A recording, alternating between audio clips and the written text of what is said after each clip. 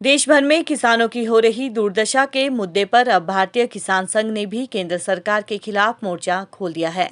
भारतीय किसान संघ किसानों के मुद्दों को लेकर 8 सितंबर को देश भर में 555 जिलों पर आंदोलन करेगा। ये जानकारी भारतीय किसान संघ के प्रदेश अध्यक्ष सोमदेव शर्मा ने शुक्रवार को शिमला में दी।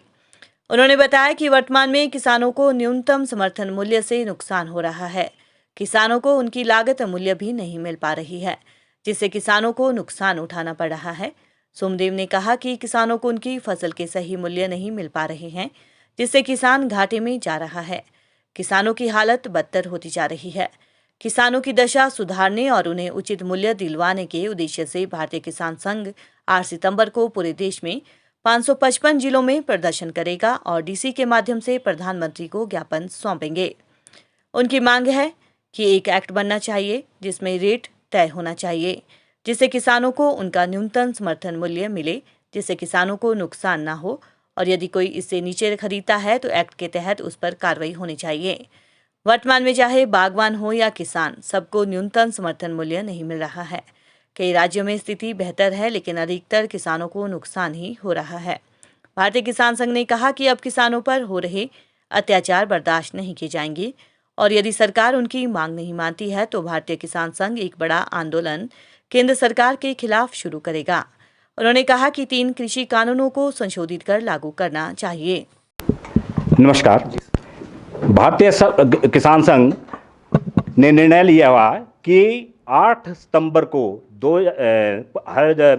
550 जिलों में पूरे देश भर में धरना प्रदर्शन जिला केंद्र पे मुख्य जिलाधीश के द्वारा माननीय प्रधानमंत्री जी को देगा।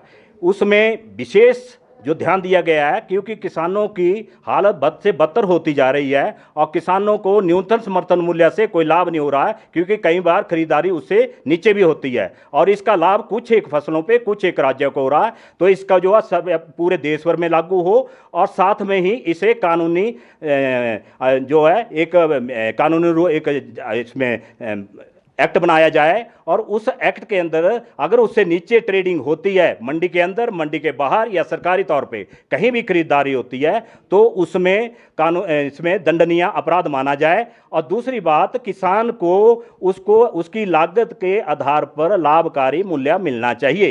ये हमारी भारतीय किसान संघ की एक प्रमुख मांग है और यही हमारी जब 1979 में जब किसान संघ का एक स्थापना हुई थी, उससे स्वयं से लेकर के अभी तक लाभकारी मूल्य के लिए ही हमारा संघर्ष रहा है। उसके अंतर्गत अगर लागत, क्योंकि अभी तक लागत किसान को मिल ही रही है, उसकी हालत इतनी बहुत नाजुक है, तो अगर लागत के आधार पर लाभकारी कितना भी मिलता है, लागत अलग अलग राज्यों की अलग अलग हो सकती है। मक्की के अलग, मक्की के पंजाब में अलग है, हिमाचल में अलग है, उत्तराखंड में अलग है, साउथ में अलग है, इसी तरह अलग अलग। तो 23 फसलों में जो MSP दी जा रही है वो सभी राज्यों में हो और सभी राज्यों में इसकी लागू हो, लेकिन लाभकारी मूल्य पे ही बात आनी चाहिए और खरीद तीनों तरीके से होनी चाहिए और तीनों कानून लागू होने चाहिए।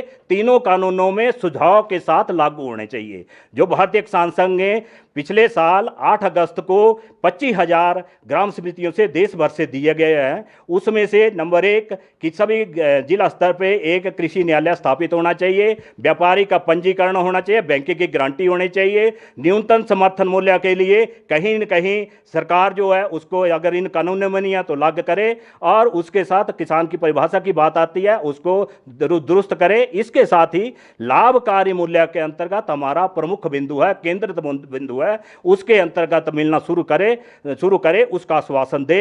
अन्यथा सरकार भारतीय किसान जो है एक बड़े रूप में अलग आंदोलन के रूप में आगे बढ़ने वाला है।